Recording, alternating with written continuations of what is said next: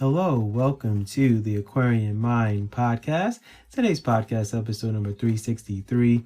I'm your host, Jamel Crothers. You know what time it is. It's Book Insight Friday. It's time to delve into A Man's Plight Part 2. It's the continuation of the Man's Plight series. So it's book 2 of 6. So we'll be delving into Man's Plight Part 2 today. Just a heads up. If you want to listen to how the book was written, what went into it, characters, development, all of that good stuff, please refer to podcast episode number 186. Podcast episode number 186. Now, if you are on Spotify, Apple, or any of those wonderful platforms that my podcast is on, it is not going to be fun trying to scroll all the way through that just to get to that specific episode. So to save yourself some time, you can go to my podcast website, which is theaquarianmindpodcast.com. Then you can click on episodes, you can click on A Man's Plight series, and then you will find that episode. So literally within 2 minutes, you will find that episode if you want to refer to that to find out how I went about writing this book, why, and all of that good stuff. I don't like to kind of regurgitate the same stuff that I have already spoken on in certain podcasts. It defeats the purpose of the previous podcast that I've already created. So let's delve into the synopsis / storyline of A Man's Plight Part 2. So A Man's Plight Part 2 is the story of a fictional character named George who talks about mental health and the struggles men deal with when it comes to that. And you guys know I am huge on men's mental health.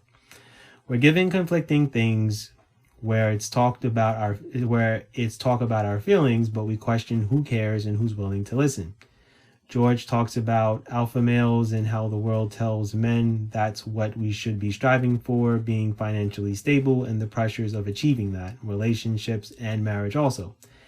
There's so many obstacles and things men face daily, and it's time to have conversations about these things. It's about finding a common ground to find our comfort and happiness.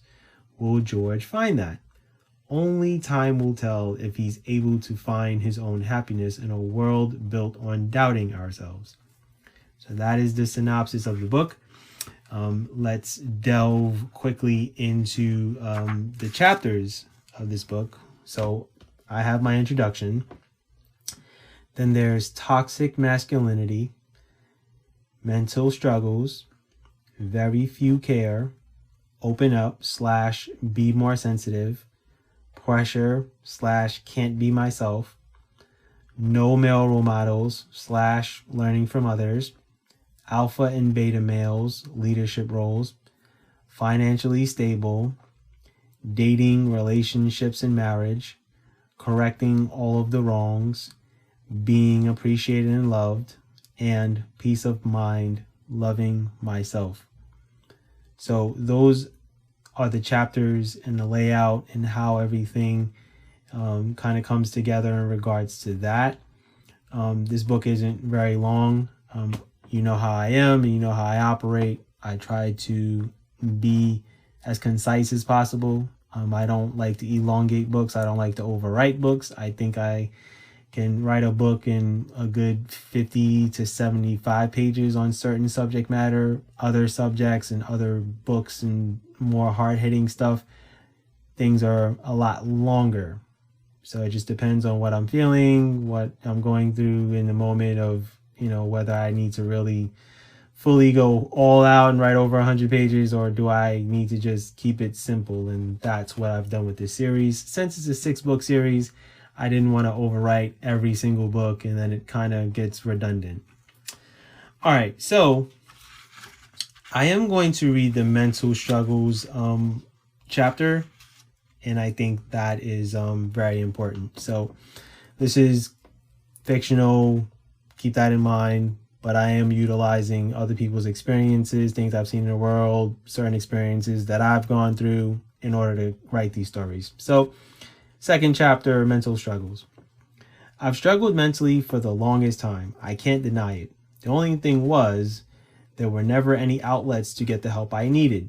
It's easy to Google search therapy. It's there for the taking. I just didn't think it was the right thing to do because it's something women do, not men. In the communities we grew up in, there was no talk of dealing with depression and mental health. It was man up, get up, go be great, or fail miserably at being a man. It's only within the past few years mental health among men started being talked about more. Even then, it's the mindset of who's going to judge me when it comes to this. You have to have snakeskin and not have a care in the world about speaking on mental health. If someone can't accept that you can get help for what you're feeling and going through, they can go kick rocks in a parking lot. I deal with depression and anxiety, and it stems from my childhood. I'm not going to go in depth with my childhood, but let's just say I didn't have my father and it affected me greatly. It still affects me to this day, and people don't understand how important it is to have both parents in your life. Once again, that attributes to the culture shift and mindset of the world by the doing of the moneymakers, to put it in simplest terms. It's beautiful to see my friends who grew up with both of their parents. Some did well for themselves. Some deal with mental health struggles like myself. I have friends who did good for themselves with one parent. I was one of them, but it doesn't mean I didn't deal with things with my mother.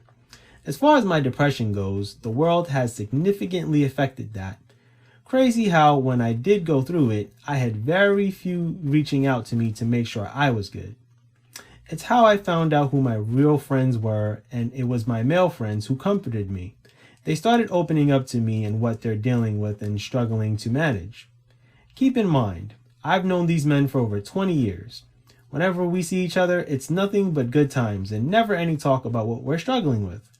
I have 3 best friends I've known for over 25 years.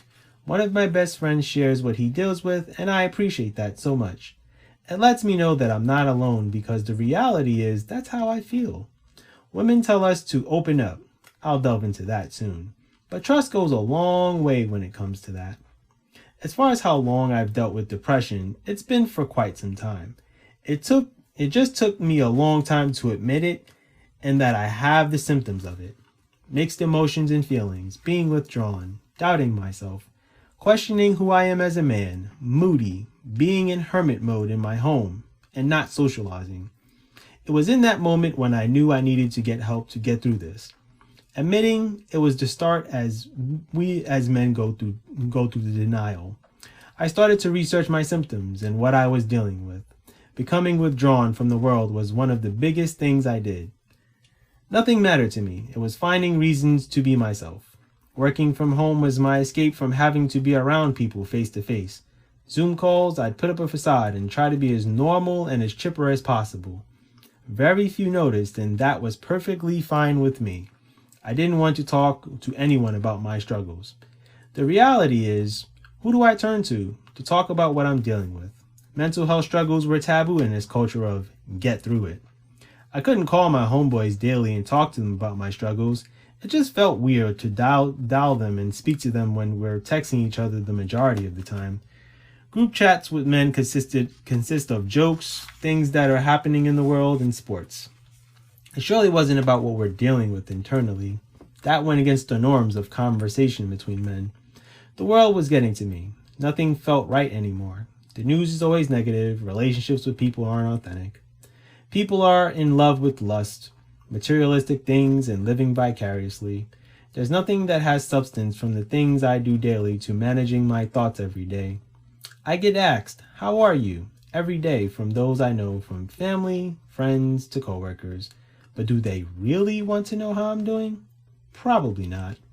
So I give the basic generic answer of, "I'm good," or "I'm alright." Meanwhile, it's a lie, and very few people can figure out if I'm struggling. My mother and my grandmother, who both passed away, know when I'm dealing with things. I no longer have them to at least tell them a few things that I'm struggling with. But who actually cares? So that is chapter 2 of A Man's Plight, part 2. And it was very fulfilling for me to write certain chapters of this book. So just giving you the heads up. For good measure, I will be leaving the links to purchase this wonderful book that I've written. the ebooks is available on pretty much all platforms except Amazon, because Amazon has given me problems in the past with ebooks. I won't delve into it. There's an episode on it. I don't remember exactly what episode, but it was a long time ago when I spoke on why I removed a lot of my books from there. But the good part is it's available on Barnes & Nobles, Kobo, Scribe, and so many other book platforms. I also have it on payhip.com/Jamel Crothers. And for good measure, the paperback is available on the book patch. I am working on other platforms to have my paperbacks on. And in the near future, there will be an audiobook on it. It's just... right now isn't the best time for me to be recording audiobooks with, everything that, I'm focusing on right now. But anyway, that is my podcast for today. I thank you for listening. As always, be good and go accomplish your goals.